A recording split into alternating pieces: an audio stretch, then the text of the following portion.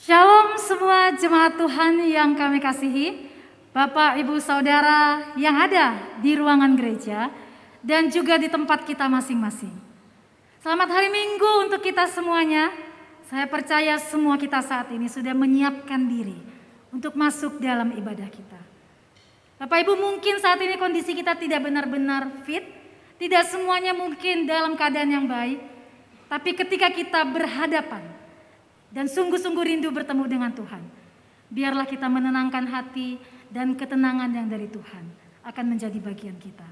Mari nikmati ibadah kita, mari kita masuk di dalam waktu untuk bersaat teduh. Masing-masing kita siapkan hati kita.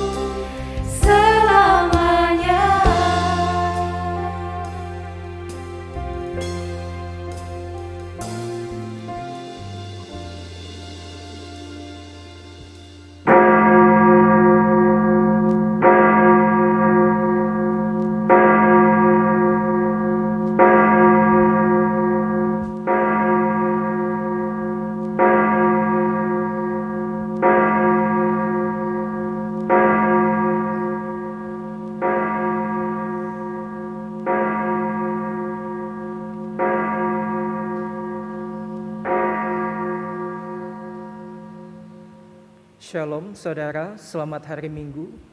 Biarkanlah pujian yang barusan menjadi iringan di dalam saat teduh kita, menjadi kerinduan kita bersama. Biarkanlah kita tinggal dekat dengannya, yang adalah kekuatan kita, perlindungan kita, dan keselamatan kita. Lebih baik satu hari di pelataran Tuhan daripada 1000 hari di tempat yang lain. Mari bersama-sama saya mengajak kita semua, baik yang di gereja maupun yang di rumah, untuk boleh bangkit berdiri. Dan Bapak Ibu Saudara yang di rumah, engkau boleh merangkul akan keluargamu. Dan kita membuka akan ibadah kita. Aku hendak sujud ke arah bait-Mu yang kudus dan memuji nama-Mu. Oleh karena kasih-Mu dan oleh karena setia-Mu. Sebab Kau buat nama-Mu dan janji-Mu melebihi segala sesuatu. Ibadah kita pada hari ini kita buka dengan pengakuan. Pertolongan kita adalah dalam nama Tuhan yang menjadikan langit dan bumi. Ibadah kita pada saat ini ditabiskan dalam nama Allah Bapa, Putra dan Roh Kudus. Kasih karunia, rahmat dan damai sejahtera dari Allah, Bapa kita dan Kristus Yesus Tuhan kita dan persekutuan Roh Kudus menyertai saudara. Amin. Mari setiap kita mengingat Bapak Ibu, bahwa saat ini kita sedang berhadapan dengan Tuhan yang agung, yang besar. Dialah Allah yang maha hadir. Dia hadir di ruangan ini, di dalam gereja. Dia juga hadir di tempat Bapak Ibu masing-masing. Karena itu sudah sepantasnya dengan sikap hormat, dengan penuh sukacita, kita mengagungkan dan membesarkan Dia. Masuk dalam hadirat Tuhan, bawalah hati yang penuh dengan ucapan syukur. Hati yang siap memuji dan mengingat kebaikannya. Allah yang perkasa. Mari masuk hadirat Tuhan dengan pujian. Masuk hadiratnya dengan hati bersyukur, memuji Dia, memuji Dia. Masuk hadiratnya dengan hati bersyukur, memuji Dia, memuji Dia. Beri puji dan hormat, tinggikan namanya. Oh Yesus, Raja segala raja. Setiap kita yang ada di rumah dan ada di ruangan ini, mari masuk hadirat Tuhan dengan hati yang penuh ucapan syukur, memuji Dia, memuji Dia. Masuk hadiratnya dengan hati bersyukur, memuji Dia, memuji Dia. Beri puji dan hormat, tinggikan namanya. Oh Yesus, Raja segala raja. Beri pujian dan hormat baginya. Tinggikan namanya di sepanjang ibadah kita. Beri hormat pada Yesus, Raja di atas segala raja.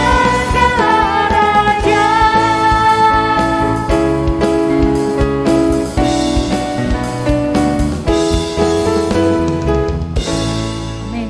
Dipersilahkan duduk kembali bagi semua Bapak Ibu. Saudaraku, pada saat ini di dalam ibadah kita datang menghampiri Tuhan.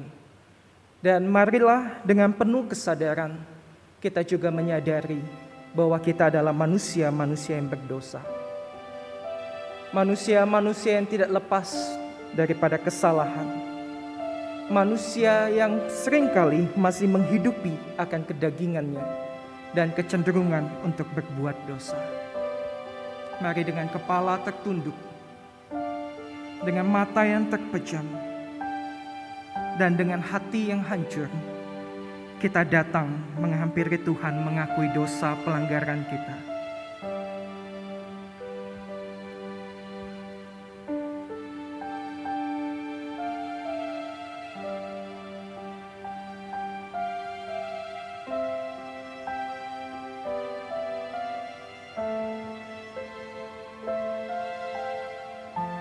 Tuhan, dalam hati kami berseru untuk memohonkan pertolongan daripada-Mu. Kami manusia yang berdosa, Tuhan. di dalam keterbatasan dan kelemahan kami.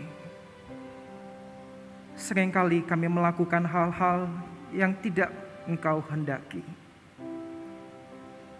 Hal-hal yang mendukakan akan Engkau. Baik di dalam perbuatan kami, pikiran kami, dan bahkan perkataan kami. Baik kepada keluarga kami,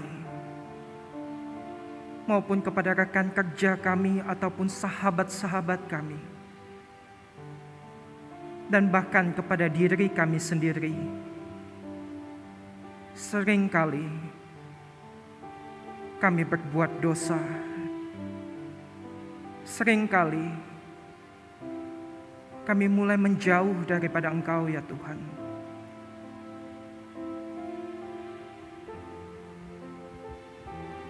Ampunilah kami ya Tuhan. Biarkanlah ketika kami datang mencari wajah-Mu,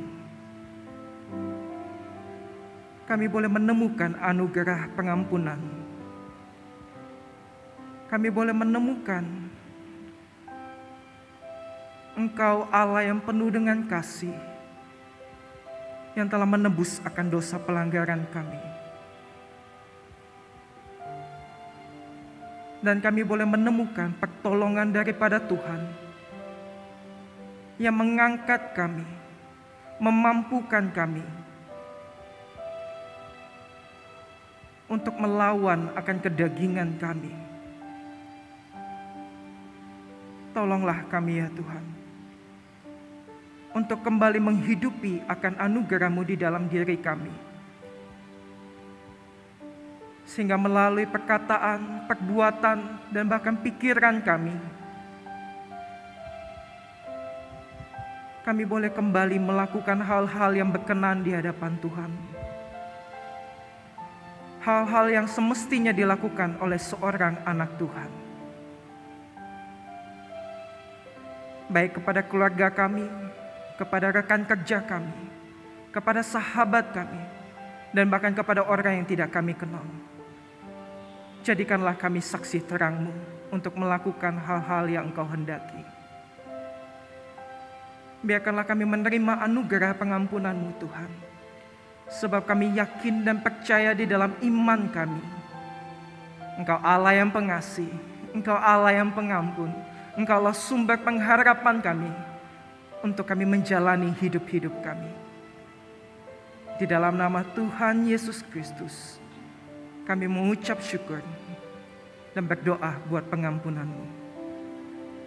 Amin.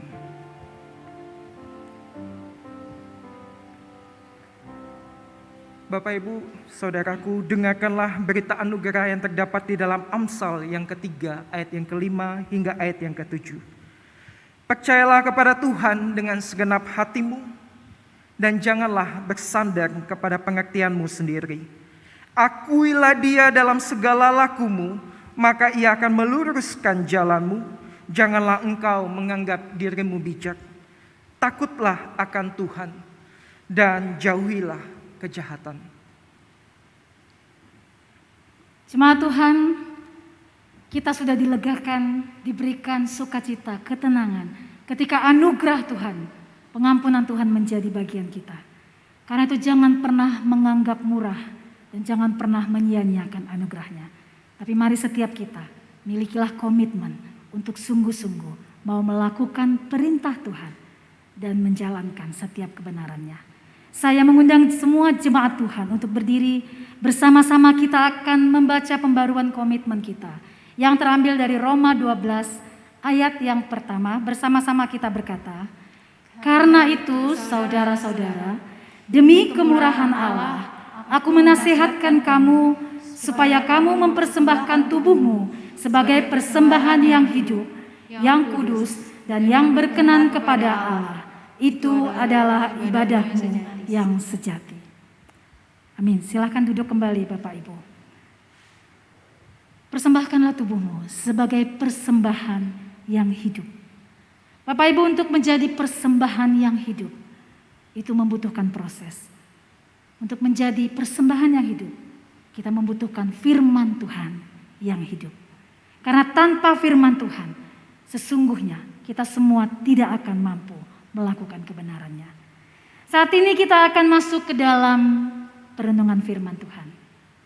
Firman yang hidup, firman yang akan menolong kita berjalan dalam kebenaran Tuhan. Sehingga kita melihat jalan hidup orang yang sungguh-sungguh menjalankan kebenaran semakin terang dan semakin indah. Jalan hidup orang benar diterangi oleh cahaya firman Tuhan. Jalan hidup orang benar semakin terang hingga rebah tengah hari. Apabila ia jatuh, tidaklah dibiarkan sampai tergeletak, sebab tangan Tuhan jua yang menopangnya dan membangunkan dia kembali. Saya mengundang semua jemaat Tuhan untuk berdiri, yang ada di rumah dan ada di ruangan. Jalan hidup, mari ingat jalan hidup orang benar pastilah akan diterangi oleh cahaya firman Tuhan.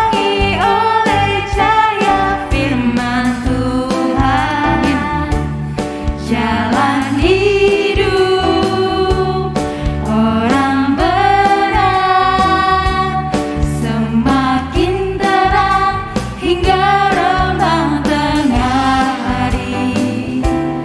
Apabila ia jatuh, tidaklah dibiarkan sampai tergeletak, sebab tangan Tuhan jua yang menopangnya dan membangunkan dia kembali. Sebab tangan Tuhan pasti akan menopang dan membangunkan setiap orang yang berjalan pada jalan dan membangunkan dia kembali.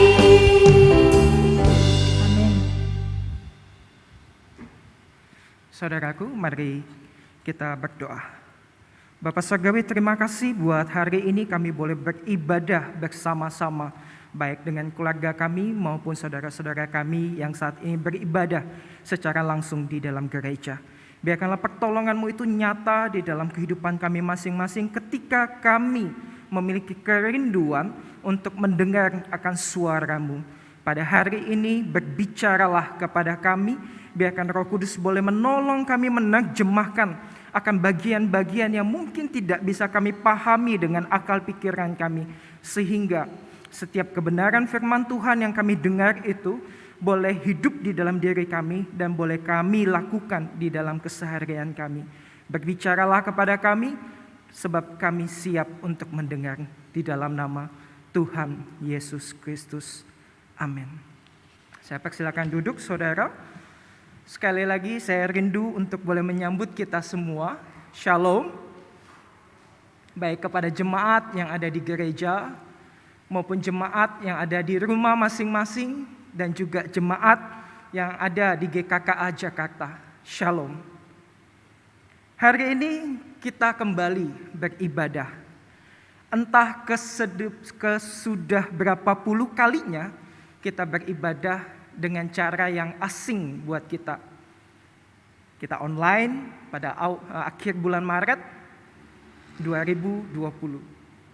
Hingga kita mulai ibadah hybrid. Gereja membuka untuk onsite bagi 15 orang beberapa bulan yang lalu. Kemudian dibuka kembali untuk 30 orang. Tetapi oleh karena kondisi sekarang, gereja terus mengevaluasi sehingga harus menurunkan kembali angka jumlah bagi jemaat yang beribadah secara langsung di dalam gereja. kembali menjadi 15. Masa-masa yang asing dan juga tentu tidak menyenangkan.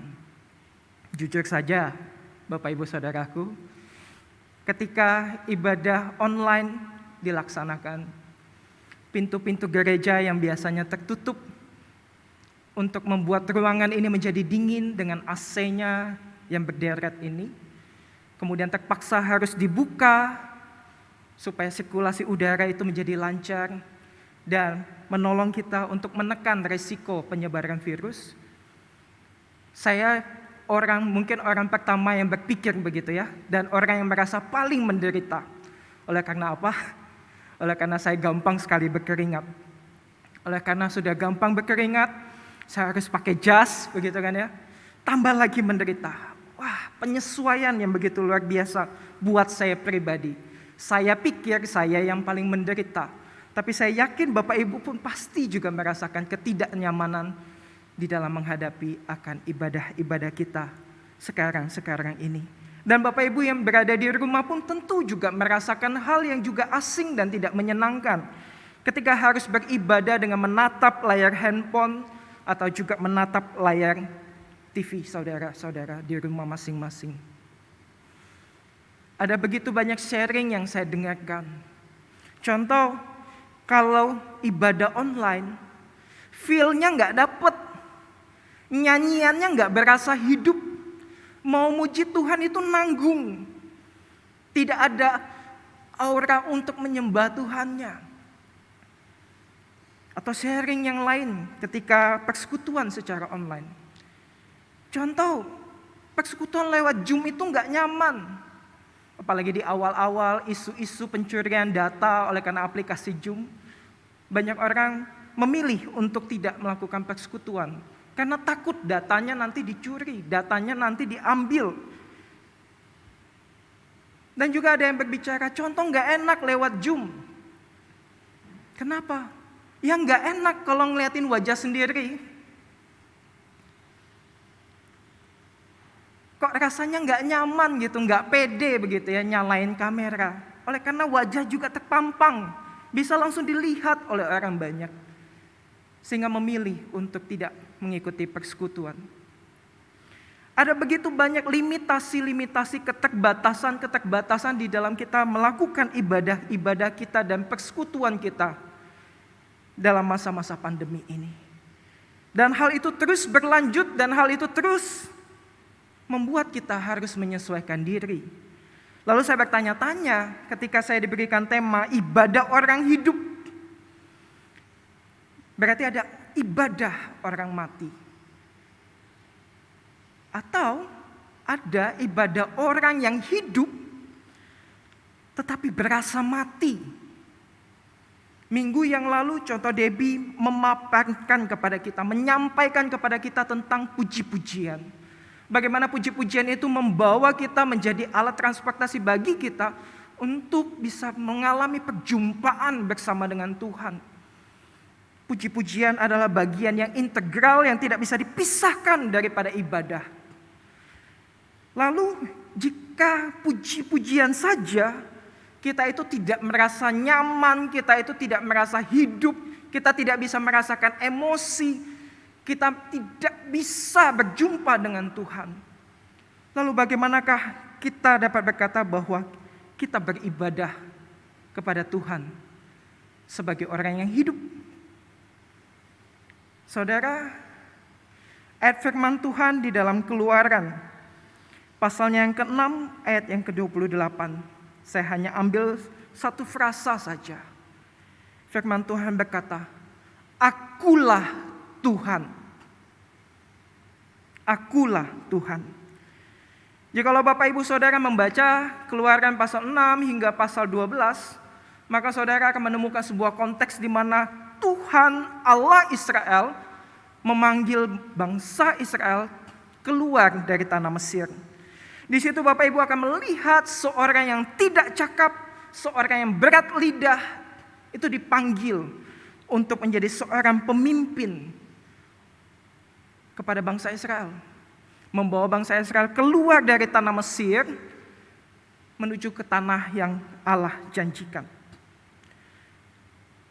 Jikalau Bapak Ibu membaca Keluaran 6 hingga kepada yang 12 dan juga selanjutnya dalam konteks pasal sebelum dan pasal sesudahnya, maka Bapak Ibu akan menemukan ada begitu banyak sekali frasa akulah Tuhan.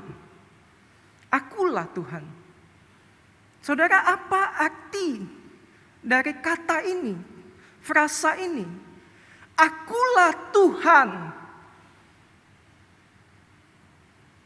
Apakah kita dapat memaknai kata akulah Tuhan? Dan saya mencoba begitu ya, mengulik-ngulik ilustrasi, cerita, perumpamaan, video, dan rasanya sulit. Walaupun satu frasa yang begitu mudah, dan mungkin kita dapat berkata, ya Tuhan yang kita sembah. Tapi entah kenapa saya begitu sulit untuk menemukan cerita, ilustrasi, video, atau sesuatu yang bisa menolong untuk menggambarkan akulah Tuhan. Dan saya teringat kepada sebuah cerita ilustrasi tentang dua orang anak kecil, kakak beradik, yang memiliki seorang ayah pembuat patung berhala. Dua orang kakak beradik ini bukanlah anak kota yang pintar. Mereka hanya kakak beradik dari pedesaan yang kemudian mendapatkan kesempatan untuk mengenal Tuhan lewat gereja. Mereka diajak oleh seorang penginjil muda untuk berangkat ke gereja, mendengar akan cerita-cerita sekolah minggu. Berminggu-minggu mereka rajin sekali berangkat dari desa mereka yang tidak memiliki gereja, berangkat ke tempat yang lain untuk bergereja, bersekolah minggu. Berminggu-minggu mereka mengikuti ibadah sekolah minggu. Mereka mulai mengenal siapa Tuhan Yesus yang diperkenalkan oleh penginjil muda ini. Ketika mereka pulang ke rumah pada suatu hari, mereka melihat isi rumah mereka dan mereka menyadari sesuatu. Mengapa Papa membuat begitu banyak sekali patung? Ada yang patung dari kayu, ada yang patung dari tanah liat, ada yang dari ukiran batu, banyak sekali. Dari yang kecil hingga yang paling besar, berjejer di dalam rumah itu. Kemudian anak itu bertanya kepada papanya, "Pak, mengapa ada begitu banyak patung di dalam rumah kita?" Lalu papanya menjawab, "Oh, ini adalah dewa-dewa, ini adalah Allah-Allah yang Papa buat." Anak itu bertanya, "Papa buat Allah?" Terus papanya bilang, "Iya, ini Papa buat, lalu nanti akan ada yang beli, kemudian akan dibawa ke tempat-tempat beribadahnya mereka. Dan mereka akan menyembah kepada patung ini." Terus anak itu ingat cerita sekolah minggu yang dia dengar, bahwa hanya ada satu Allah, yakni Allah yang dikenal dalam Tuhan Yesus Kristus. Lalu anak itu berkata kepada papanya, "Lalu Papa, Tuhan Yesus yang mana?" Lalu papanya bilang, "Nggak ada Tuhan Yesus. Papa nggak buat Tuhan Yesus. Dan Tuhan Yesus bukan Allah Papa. Ini Allah Papa." Lalu anak itu teringat lagi bahwa Yesus yang dia kenal sebagai Allah adalah Allah yang berkuasa, Allah yang hidup, Allah yang benar. Jadi dia berdiskusi sama papanya, anak yang begitu kecil begitu ya. Bapak Ibu yang punya anak-anak pasti memahami konteks ini. Ketika anak itu mulai bertanya, dan kemudian papanya kewalahan untuk menjawab. Lalu papanya hanya bilang, "Sudah, kamu diam saja, kamu masih kecil." Lalu papanya berkata, "Papa sama Mama akan berangkat ke kota. Kalian diam di rumah dulu." Anak kecil ini, kakak beradik ini, di dalam rumah ketika Papa dan Mamanya pergi ke kota, kemudian mulai berdiskusi kecil juga. "Koko, kalau ini Tuhan, berarti mereka hidup dong." Terus kokonya jawab, "Iya, tapi mereka nggak hidup. Adiknya lalu bertanya, tapi kata papa, patung-patung ini hidup. Enggak hidup, kata kokonya. Coba kita lihat, coba kita buktikan. Si koko mulai jahil. Lihat nih ya, patung yang ini ya, itu kakinya tuh lagi bersila. Koko gelitikin dia, kalau dia hidup, berarti dia Allah. Kokonya gelitikin. Malah adiknya yang ketawa, koko ini ada-ada saja, masa patung digelitikin? Tuh kan, ini patung, ini benda mati. Lalu mereka mulai bermain. Dan kokonya mulai memikirkan sesuatu. Dia mengambil palu, kemudian dia mulai mengetok-ngetok patung-patung itu. Adiknya ikutan, ambil gergaji. Dia mulai gergaji patung-patung kayu yang ada. Ketika mereka selesai bermain dan papa mamanya pulang, kagetlah papa mamanya. Apa yang kalian lakukan? Anak-anak ini begitu ketakutan. Dan kemudian adiknya mulai berbicara, "Papa, patung-patung ini tadi berantem."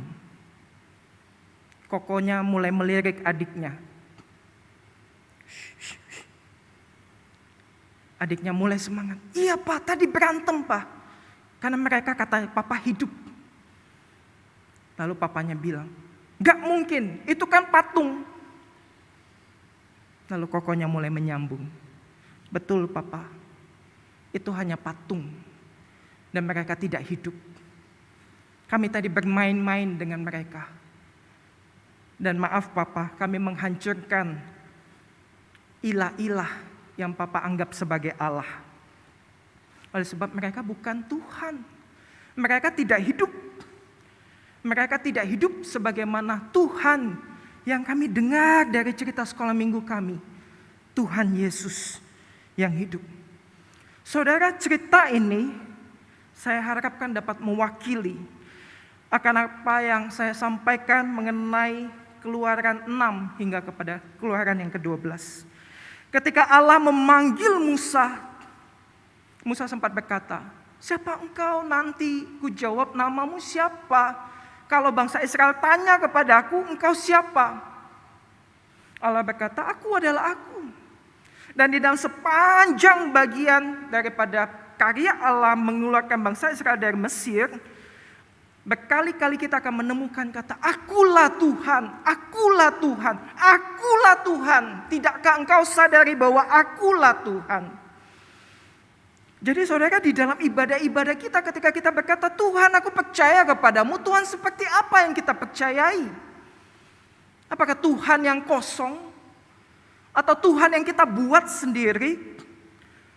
Atau Tuhan yang seenak-enaknya kita mau membentuk Tuhan kita itu seperti yang kita mau. Dan ini yang terjadi di dalam nas bagian Keluaran 6 hingga kepada 12. Ketika kita membaca, kita juga akan menemukan ada begitu banyak frasa yang berulang-ulang disampaikan.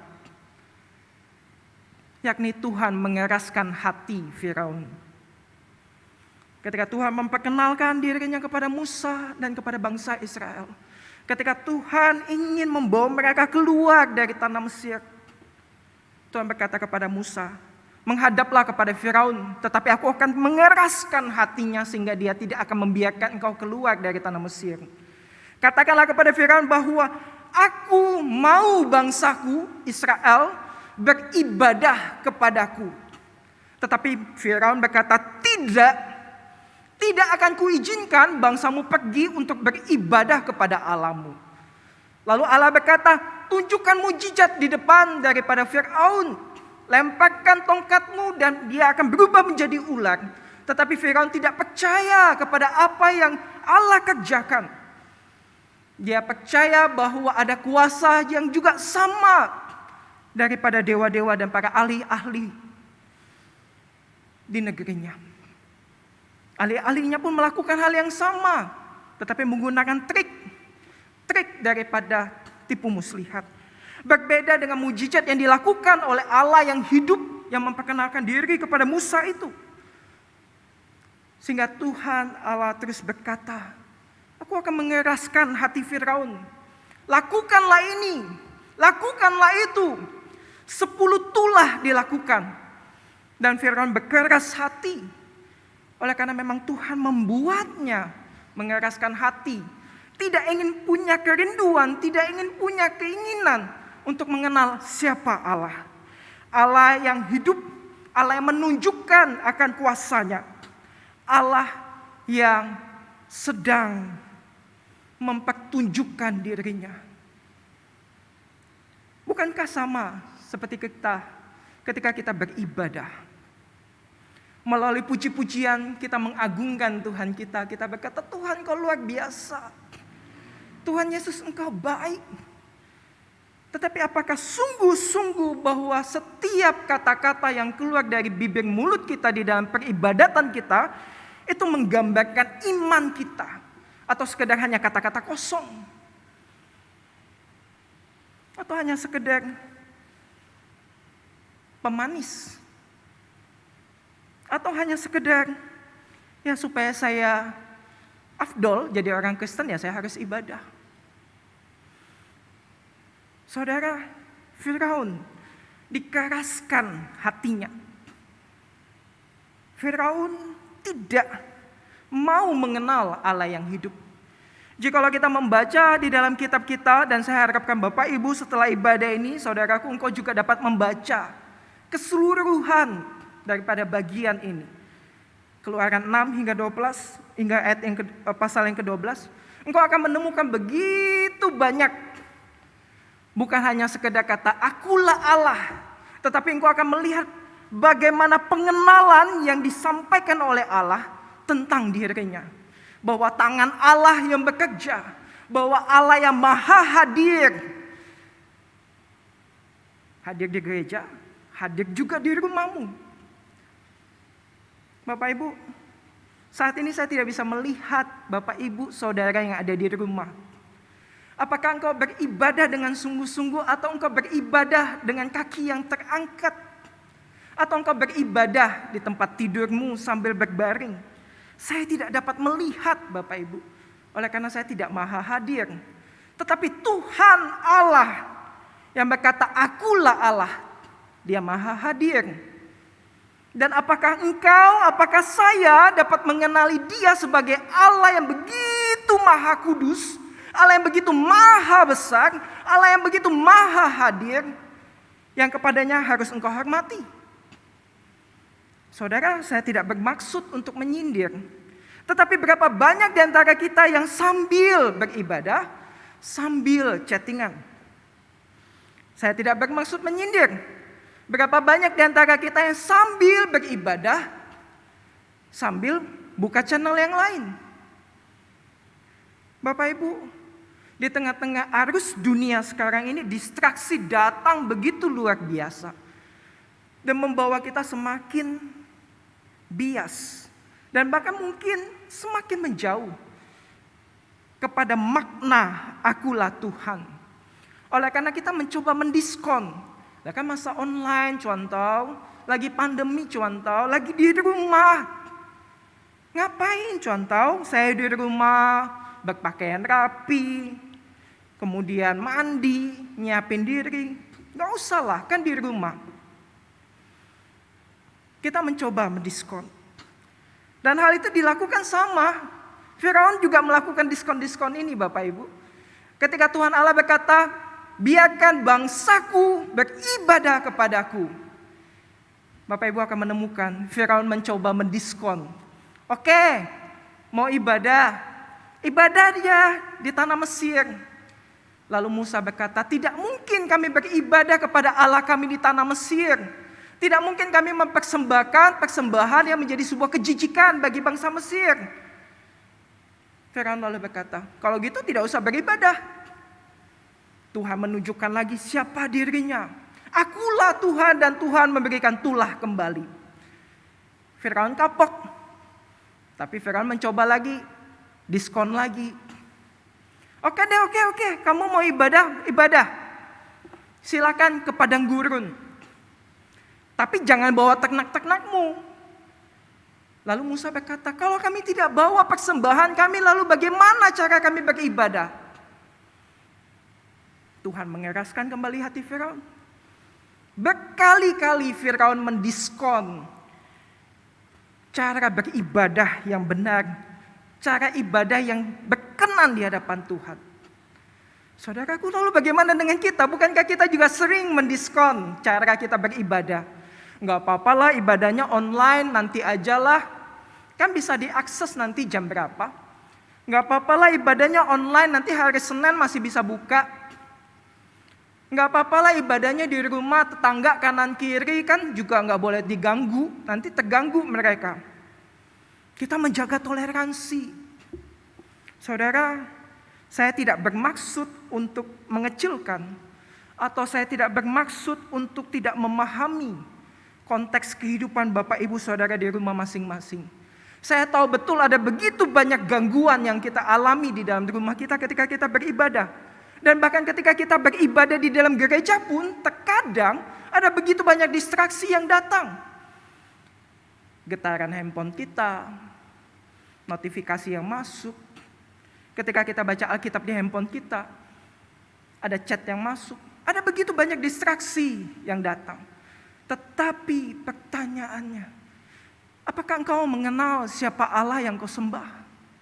Allah yang hidup itu, Allah yang maha hadir, Allah yang begitu tahu isi hatimu, yang kepadanya engkau tidak bisa berbohong. Apakah kita masih berani seperti Firaun mendiskon cara kita beribadah? Seolah-olah kita dibenarkan, seolah-olah kita dapat excuse. Ya nggak apa-apa toh kan online, ya nggak apa-apa toh kondisinya kayak gini mau gimana? Tidak, saudaraku. Saya berkata demikian bukan karena saya ingin menghakimi, tidak. Tetapi juga saya menyadari bahwa seringkali pun saya terdistraksi oleh beberapa hal. Beberapa waktu yang lalu di dalam PDP Ibrani, saya juga sharing dengan Bapak Ibu yang ada di PDP Ibrani melalui chatting WhatsApp. Saya sampaikan saya juga gampang terdistraksi ketika bersaat teduh atau baca Alkitab melalui handphone. Akhirnya saya mulai komit dan saya sampaikan di PDP Ibrani. Kalau biasanya saya saat teduh, saya sudah pakai Alkitab fisik. Tapi kalau ke gereja, saya masih bawa handphone karena lebih praktis, lebih mudah. Saya mencoba mendiskon seperti Firaun, mendiskon cara beribadah kepada Allah. Lalu saya sampaikan di PDP Ibrani 2 minggu yang lalu.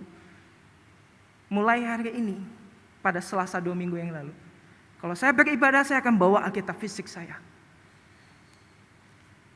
Dan ketika saya mempersiapkan khotbah ini, saya menemukan, oh Harry, kamu tidak beda jauh dengan Firaun. Jangan sampai engkau mengeraskan hatimu. Jangan sampai engkau mendiskon cara beribadah yang sesungguhnya kepada Allah. Dan semua itu sudah diakomodir oleh gereja melalui bidang liturgi. Mungkin kita berkata, aduh lagunya contoh kok gitu-gitu terus. Kurang semangat contoh, atau ini contoh, susunannya begini contoh, ini dan itu contoh.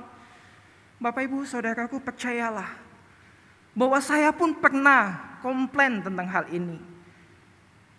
Tetapi percayalah bahwa Tuhan memiliki otoritas.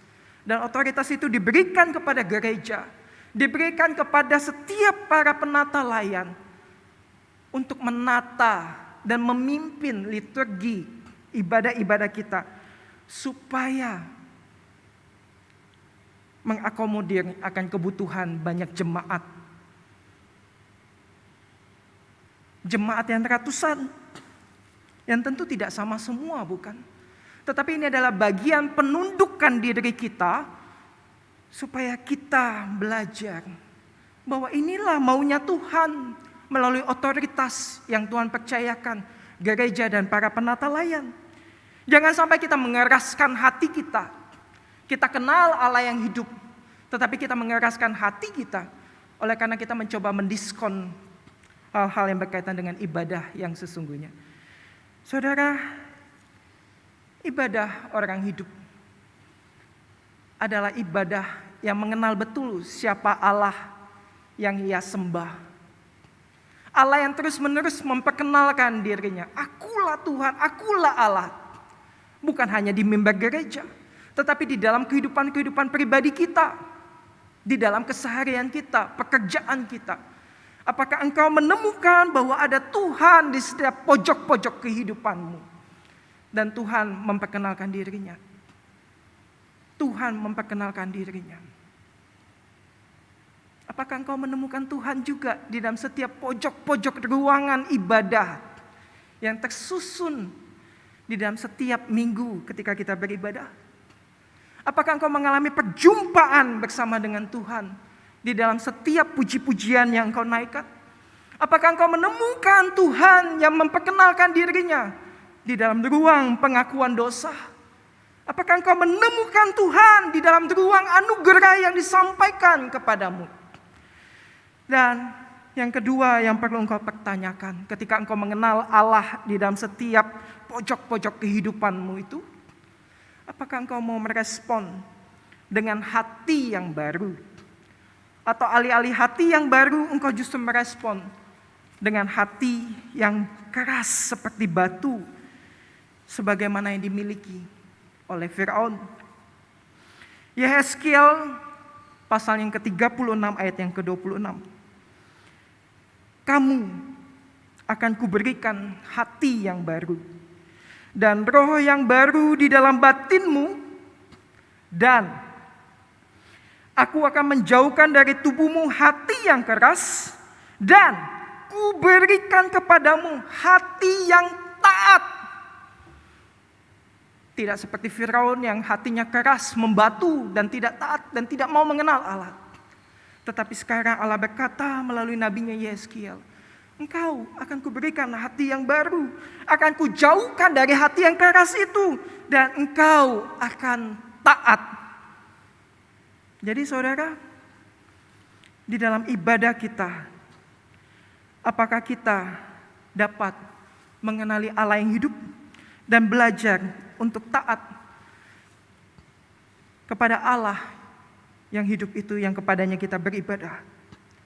Di dalam pembacaan pembaharuan komitmen kita Roma 12 ayat yang pertama tadi berbunyi demikian. Karena itu saudara-saudara, demi kemurahan Allah aku menasihatkan kamu supaya kamu mempersembahkan tubuhmu sebagai persembahan yang hidup untuk Allah yang hidup, yang kudus dan yang berkenan kepada Allah. Itu adalah ibadahmu yang sejati. Saudara, keseluruhan hidupmu adalah persembahanmu kepada Allah. Jikalau ada bagian-bagian di dalam kehidupanmu itu yang tidak baik, yang tidak berkenan di hadapan Tuhan, kebiasaanmu, keburukanmu, dan hal-hal yang kau seringkali hidupi, apakah engkau mau membawa persembahan itu kepada Allah di dalam ibadahmu? Mari persembahkan hidupmu sebagai persembahan yang hidup kepada Allah yang hidup. Hati yang baru yang akan berikan kepada kita. Dan inilah ibadah orang hidup, yakni ibadah setiap kita yang menyadari betul siapa Allah yang kita sembah, dan membawa hati yang baru, bukan hati yang keras, hati yang mau taat. Saya ajak kita semua untuk boleh bangkit berdiri.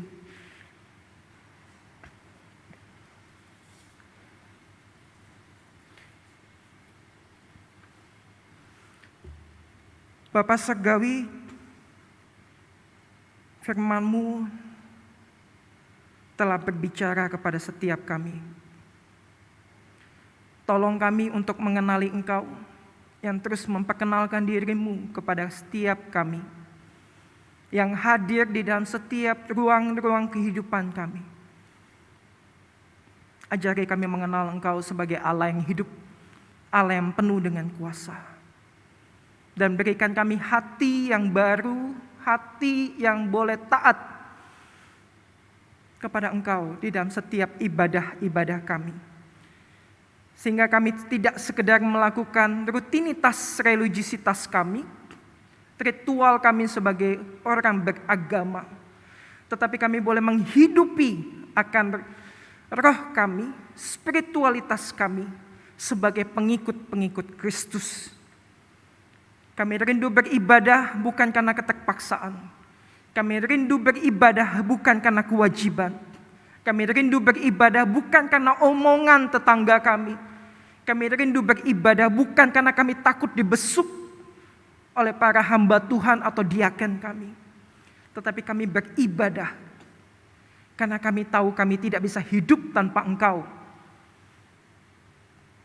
Karena kami mau beribadah, karena jiwa kami haus dan lapar akan Engkau. Biarkan kami boleh terus berjumpa dengan Engkau di dalam ruang-ruang ibadah kami. Biarkan kami boleh terus mengenal Engkau dan mengalami pertumbuhan di dalam Engkau, ya Tuhan. Ini doa kami, ini ucap syukur kami. Ini rasa terima kasih kami buat kesempatan yang Tuhan berikan kepada kami untuk kami boleh beribadah. Di dalam nama Tuhan Yesus Kristus, kami berdoa. Amin. Saya persilakan duduk kembali saudaraku. Di dalam aplikasi minggu ini, saya mengharapkan Bapak Ibu, para orang tua ataupun Bapak Ibu yang mungkin secara mandiri beribadah secara online sendirian. Mari pada minggu ini kita boleh mengevaluasi kembali akan ibadah-ibadah yang kita jalani selama ini. Apakah kita menemukan hambatan atau tantangan? Mari kita sharing dengan sesama anggota kita, anggota keluarga kita, atau Bapak Ibu yang sendirian, yang ngekos, ataupun mandiri, engkau dapat sharing dengan sahabat-sahabatmu, dan temukanlah hal-hal yang mengganggu, menghambat akan ibadahmu, dan carilah solusi, hal-hal yang bisa menolong untuk mengatasi hambatan-hambatan di dalam ibadah tersebut. Tuhan Yesus memberkati.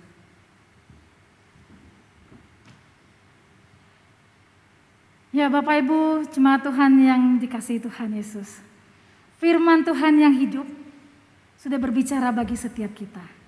Biarlah firman Tuhan ini mengingatkan kita untuk sikap hati seluruh pikiran kita sungguh-sungguh terarah kepada Tuhan di dalam ibadah kita. Ibadah orang-orang yang hidup. Karena melalui cara kita beribadah itu menunjukkan iman kita. Iman kita kepada Kristus, iman yang hidup. Dan saat ini kita akan bersama-sama mengaku iman percaya kita dalam pengakuan iman rasuli. Saya mengundang semua jemaat Tuhan untuk berdiri baik yang ada di ruangan ini dan di rumah kita masing-masing.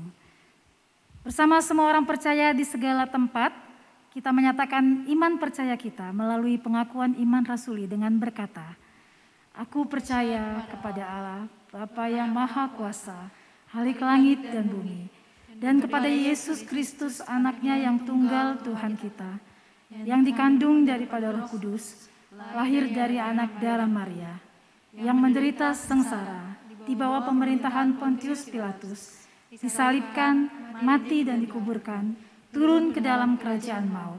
Pada hari yang ketiga, bangkit pula dari antara orang mati, naik ke surga, duduk di sebelah kanan Allah Bapa yang Maha Kuasa, dan dari sana ia akan datang untuk menghakimi orang yang hidup dan yang mati. Aku percaya kepada Roh Kudus, gereja yang kudus dan am, persekutuan orang kudus, pengampunan dosa, kebangkitan orang mati, dan hidup yang kekal. Amin. Dipersilahkan untuk duduk kembali kepada semua jemaat Tuhan. Ya Bapak Ibu, saat ini kita akan sama-sama memberikan persembahan kita. Saat ini ada 2 persembahan yang akan kita berikan, yaitu untuk kas gereja dan juga untuk kas misi kita. Ya, Bapak Ibu, untuk kas gereja, Bapak Ibu bisa mentransfernya melalui rekening BCA atau Danamon, atau dapat memindai kode QR dengan aplikasi online yang Bapak Ibu miliki, yang tertera juga di layar kaca Bapak Ibu. Untuk persembahan misi, sebelumnya kami ingin menyampaikan terlebih dahulu bahwa kas bidang misi gereja kita telah dipakai, diperbantukan untuk merenovasi gedung gereja GKKA cabang Jakarta sebesar 200 juta. Ya. Puji Tuhan, saat ini gedung gereja tersebut telah dapat digunakan kembali untuk ibadah. Jadi Bapak Ibu, kita bisa sama-sama melihat bahwa setiap persembahan yang kita kumpulkan akan dipakai lagi untuk pelayanan Tuhan, khususnya di dalam GKKA. Karena itu mari terus ambil bagian di dalam pekerjaan Tuhan melalui persembahan yang bisa kita berikan. Satu bagian firman Tuhan yang menjadi dasar kita untuk memberi dari 1 Tawarik 29 ayat yang ke-9. Bangsa itu bersukacita karena kerelaan mereka masing-masing. Sebab dengan tulus hati mereka memberikan persembahan sukarela kepada Tuhan. Mari dengan tulus hati, dengan penuh sukacita mengingat kebaikan Tuhan. Berikanlah persembahan yang terbaik bagi Tuhan.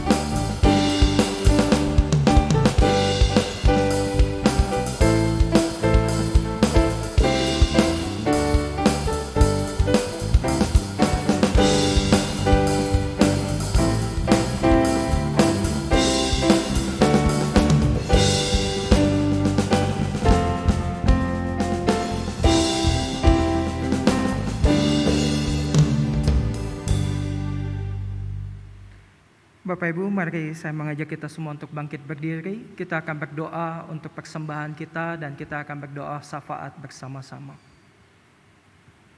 Bapa Surgawi, kami mengucap syukur dan berterima kasih buat pemeliharaan-Mu atas kehidupan kami. Sehingga di tengah-tengah masa yang sulit ini, kami masih diizinkan Tuhan untuk boleh dipakai menjadi berkat bagi gereja kami. Kiranya persembahan yang kami kumpulkan dengan sukarela dan suka hati ini juga boleh menjadi alat Tuhan untuk pelayanan-pelayanan Tuhan di tengah-tengah gereja kami. Kami berdoa untuk para diaken, hamba Tuhan, pengurus yang mempergunakan dan mengelola akan keuangan ini. Kiranya Tuhan juga memberkati kehidupan mereka dan Tuhan memberikan mereka hikmat di dalam mengelola akan keuangan gereja ini. Biarkan Tuhan terus memberkati akan usaha pekerjaan kami dan biarkanlah kami juga boleh menjadi berkat bagi banyak orang. Tuhan, saat ini kami juga akan berdoa bersama-sama untuk kondisi daripada bangsa kami. Kami berdoa Tuhan untuk persiapan dan juga simulasi yang telah dilakukan oleh sekolah-sekolah di dalam kegiatan belajar mengajar secara on-site. Kiranya Tuhan menolong di tengah masa yang tidak mudah ini dan penuh dengan resiko. Biarkanlah kegiatan belajar mengajar yang telah dilaksanakan di sekolah juga tetap berada di dalam protokol kesehatan yang ketat, sehingga para anak-anak yang datang belajar dan juga para guru yang mengajar, mereka tetap dijagai oleh Tuhan, dijauhkan daripada virus penyakit COVID-19. Kami berdoa ya Tuhan, buat segala kesiapannya, biarkan Tuhan juga menolong pemerintah untuk boleh mengeluarkan kebijakan-kebijakan yang tepat dan menolong akan kegiatan belajar mengajar ini. Dan juga kami mau berdoa untuk kesehatan dan juga keamanan daripada tenaga kesehatan yang ada. Mereka yang terus berjuang di dalam masa pandemi ini. Biarkan Tuhan yang tolong mereka. Mereka yang berada pada garis terdepan di dalam menangani akan pandemi ini. Biarkanlah Tuhan yang tahu betul akan kesusahan mereka dan kelelahan mereka di dalam menangani akan pasien-pasien yang ada. Berikan penghiburan, berikan kekuatan, dan jagai akan kesehatan mereka ya Tuhan. Baik tenaga kesehatan secara langsung maupun mereka yang ada di administratif ataupun mereka yang bekerja di rumah sakit. Kiranya Tuhan yang menjagai mereka. Dan kami juga berdoa ya Tuhan untuk PPKM yang diberlakukan di Jawa, Bali, dan juga beberapa kota di seluruh Indonesia. Tuhan, berbelas kasihanlah kepada setiap kami. Berikanlah pertolongan kepada setiap anak-anak-Mu yang mengalami akan begitu banyak sekali penyesuaian, baik di dalam usaha pekerjaan mereka. Ada banyak orang-orang yang kehilangan pekerjaan mereka. Ada orang yang begitu mengalami penyesuaian di dalam usaha mereka. Tuhan, beranugerahlah. Dan juga khusus kepada setiap saudara-saudara kami yang ada di GKKA Jakarta, mereka yang mengalami langsung akan pembatasan ini. Tuhan, tolonglah mereka.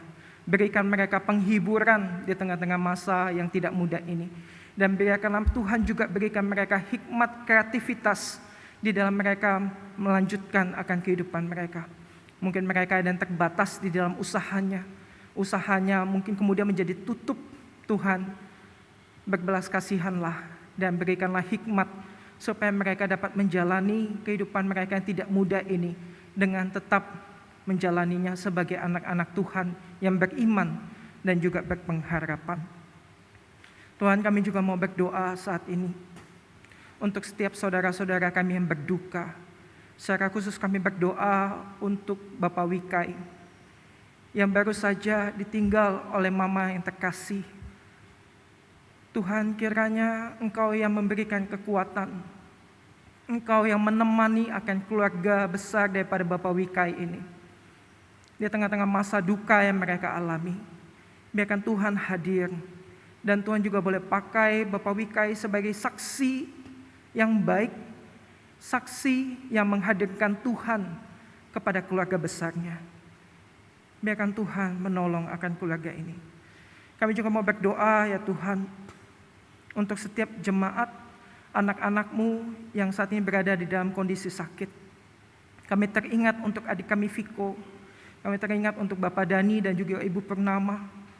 Kami teringat ya Tuhan untuk Muselo, Ibu Velen, Ibu Ginawati, Bapak Sugihanto, Saudara Aldo, Bapak Andreas Santoso, Bapak Fuhian Fui, Bapak Pulung, Ibu Swan Kim, Ibu Menawati, Bapak Andi Cahyono, Bapak Budi Hartono.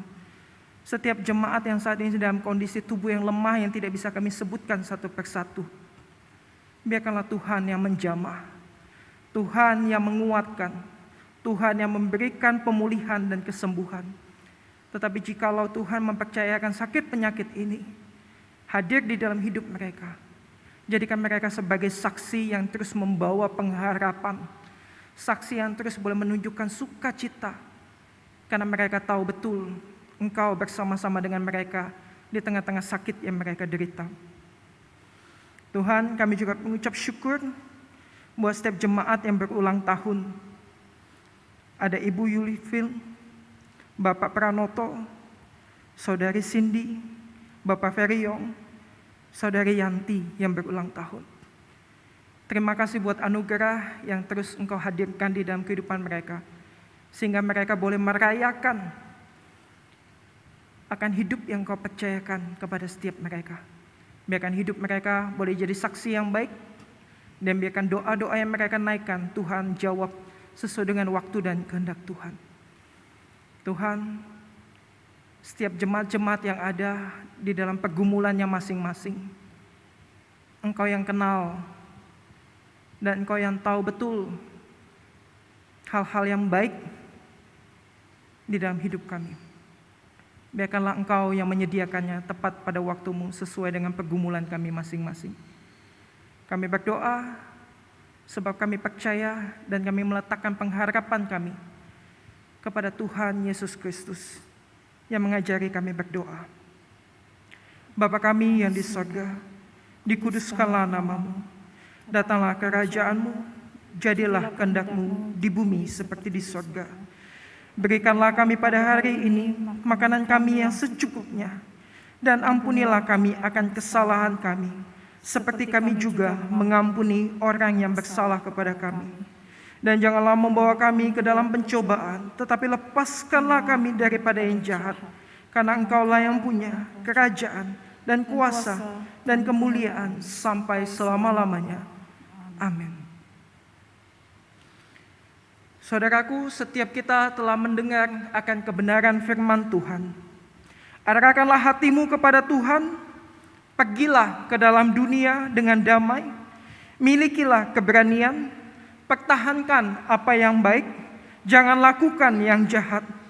Hiburlah mereka yang tawar hati, kuatkanlah yang lemah, bantulah yang menderita, hormati semua orang, kasihilah dan layanilah Tuhan, bersukacitalah dalam kuasa Roh Kudus.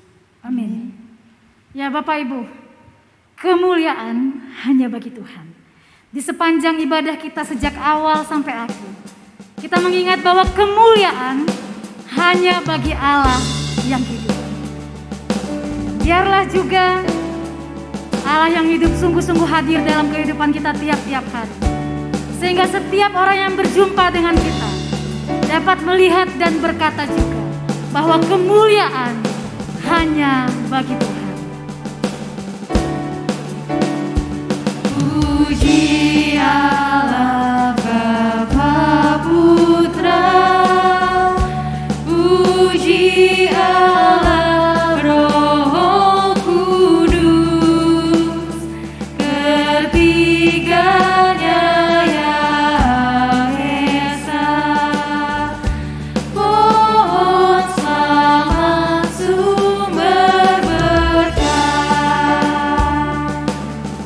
Biarlah hidup kita adalah hidup yang menunjukkan segala kemuliaan hanya bagi Allah Tritunggal. Puji Allah sumber berkah, puji Dia swaciptaannya, puji Dia para malaikat, Bapa, Putra, dan Roh Kudus. Segala pujian bagi Allah yang telah menyelamatkan hidup Allah, yang selamatkan saya. Pujilah Allah atas setiap berkat-Nya dalam hidup Allah. Puji Dia atas berkat-Nya. Puji Allah yang selamatkan saya. Puji Allah, puji Dia atas berkat-Nya.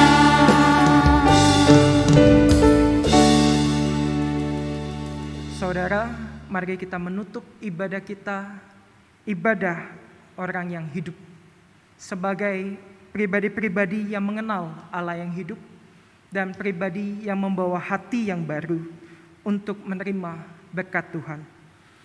Tuhan memberkati kita dan melindungi kita. Tuhan menyinari kita dengan wajah-Nya dan memberi kita kasih karunia. Tuhan menghadapkan wajah-Nya kepada kita dan memberi kita damai sejahtera. Amin.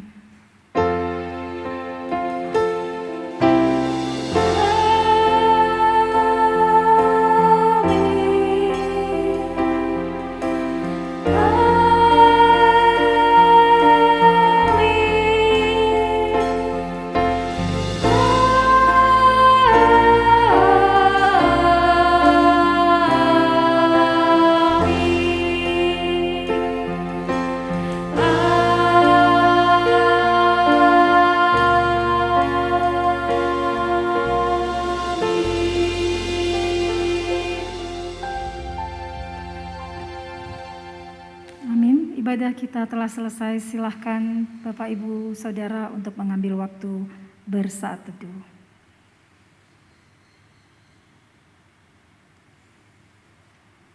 Selamat hari Minggu untuk kita semua. Dan selanjutnya mari sama-sama kita mendengarkan info lisan dari Contoh Wahyudi. Puji Tuhan untuk ibadah kita yang sudah berlangsung. Biarlah kiranya apa yang menjadi pesan firman Tuhan boleh kita lakukan sebagai umat Tuhan menghormati ibadah dan juga beribadah dengan cara yang benar sebagai orang jemaat yang hidup, umat yang hidup kepada Allah yang hidup. Berikut akan saya sampaikan beberapa warta lisan yang harap saudara semua memperhatikan. Yang pertama, kami seluruh jemaat dan majelis turut berduka cita sedalam-dalamnya atas berpulangnya anggota keluarga dari beberapa anggota jemaat kita yang tentu mereka kasihi. Beberapa waktu lalu keluarga Bapak Suhendri, lalu juga keluarga daripada Ibu Feni Kama, papa daripada Ibu Feni Kama, dan kemarin kita juga mendengar lagi satu berita duka cita, mama dari Diaken Wikai. Kiranya Bapak Ibu Saudara diberikan kekuatan serta penghiburan dari Tuhan, dan jikalau Bapak Ibu melihat tayangan hari ini, kami menyampaikan rasa duka cita kami bersama-sama dengan keluarga, namun sekaligus memberikan pengharapan kepada Bapak Ibu semua bahwa ada penghiburan dan kekuatan dari Tuhan. Lalu yang kedua terkait dengan ibadah Bapak Ibu Saudara ya, mengingat kondisi belakangan di mana beberapa kota sudah mulai PPKM darurat, maka pada tanggal 1 Agustus nanti pada perjamuan kudus di tanggal 1 Agustus ya, maka perjamuan kudus akan dilangsungkan tanpa jemaat atau tidak dibuka untuk jemaat. Nah, ini dilakukan karena untuk melakukan perjamuan kudus kita harus membuka masker.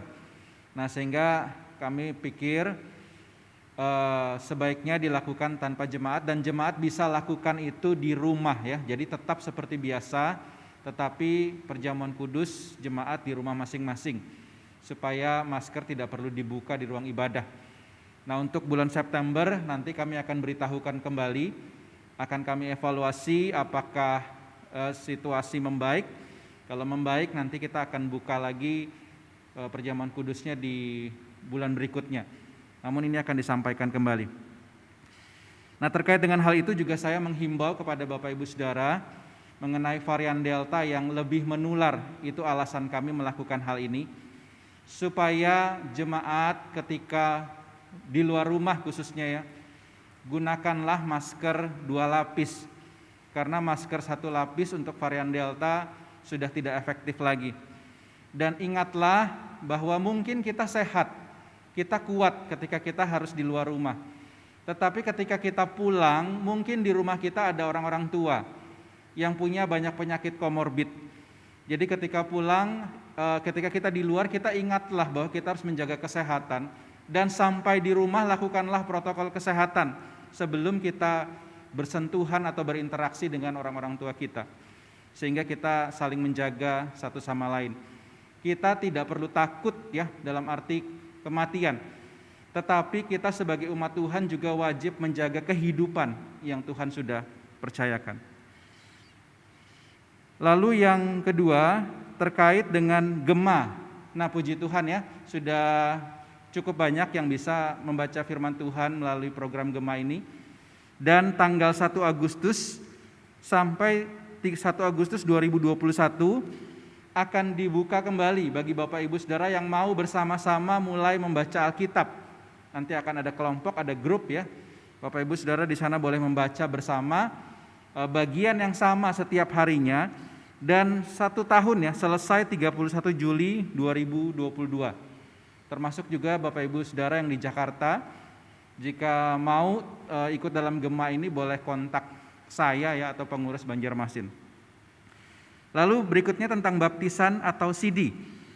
Bagi Bapak Ibu Saudara yang telah berusia 15 tahun ke atas ya, minimum 15 tahun ke atas, atau punya anak remaja 15 tahun ke atas, syarat minimum sudah terpenuhi sehingga bisa mengajukan untuk baptisan dan ikut kelas katekisasi yang akan dimulai juga segera ya. Jadi 2 minggu ini pendaftaran, silahkan Bapak Ibu mendaftar. Dan untuk persyaratan mengikuti sidi adalah memiliki surat baptis anak. Jadi kalau waktu anak telah dibaptis, saudara bisa daftar juga kelas ini untuk mengikuti CD. Lalu yang berikutnya, bimbingan pranikah dibuka juga bagi saudara-saudari yang sudah punya pasangan dan merencanakan pernikahan. Silahkan mengisi formulir dan mendaftarkan diri untuk ikut kelas bimbingan pranikah. Perencanaan pernikahan misalnya masih jauh ya, tahun depan atau kapan, tidak masalah, saudara bisa ikut. Lalu untuk pengajuan pernikahan paling tidak 3 bulan sebelum, saudara sudah bisa menginfokan kepada gereja, dan tentu syaratnya sebelumnya harus ikut kelas bimbingan ini. Termasuk Bapak Ibu Saudara atau jemaat yang di Jakarta bisa menghubungi kami ya jika ada perencanaan pernikahan. Baik baptisan maupun pernikahan diadakan setahun 2 kali, ini perencanaan kami ya sambil melihat situasi dan kondisi, dan dimulai setiap bulan Januari dan Juli. Jadi kalau Bapak Ibu Saudara Januari ini tidak daftar, maka baru bisa ikut lagi nanti di bulan Juli. Ya, jadi harap kita sama-sama memperhatikan waktu-waktu yang sudah disediakan. Demikian warta dari saya berdoa berharap kiranya saudara semua sehat dan tetap menjaga protokol kesehatan.